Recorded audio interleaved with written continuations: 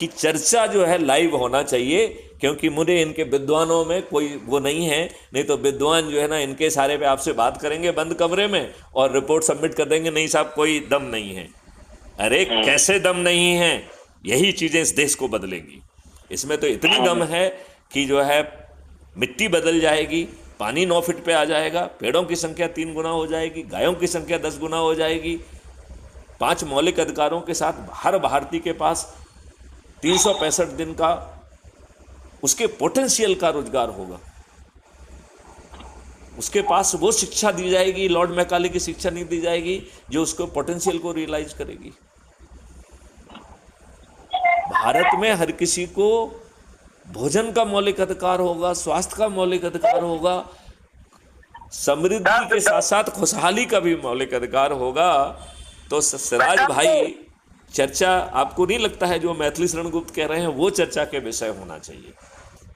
और यदि मैथिली शरण गुप्त कोई गलत बात कह रहे हैं तो फिर मैथिली शरण गुप्त की जो है भर्त्सना की जाना चाहिए।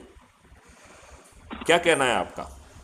मेरा कहना ये है कि जो आपका प्लान है, जो बात आपने प्लान बनाया है, 5 जो मूल जो है आपके जो है अधिकार जो है और कर्तव्य मिलने वाले अधिकार हैं, और 21 जो है महालक्ष्य प्राप्त करने का जो आपने एकदम फुल प्रूफ बनाया है प्लान, वो प्लान इतना सॉलिड है कि अगर जो है प्रधानमंत्री नरेंद्र मोदी और उनके सलाहकार इसको लागू कर दें तो मैं तो ये समझता हूँ कि भारतीय जनता पार्टी को कभी भी जो है चुनाव कोई नहीं हरा सकता। एक दूसरा, देश में वास्तविक जो है रामराज स्थापित हो जाएगा, क्योंकि कोई आदमी किसी का जो है अन्यथा शोषण नहीं कर पाएगा।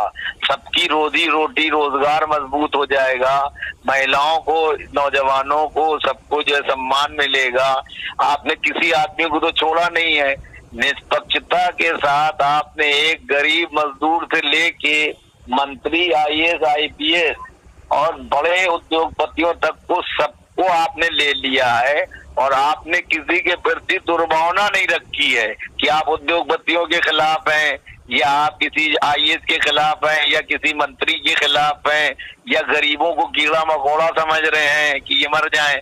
आप तो वास्तव में राम राज स्थापित करने की जो रूपरेखा होना चाहिए, जो एक ड्राइंग होना चाहिए, जो एक आधार होना चाहिए, आपने तो आर्किटेक्चर की तरह से, जैसे ताजमहल और लाल किला और पार्लियामेंट बना है, उसमें तो कहीं कहीं पानी टपक भी जाता है। लाल किला ये नया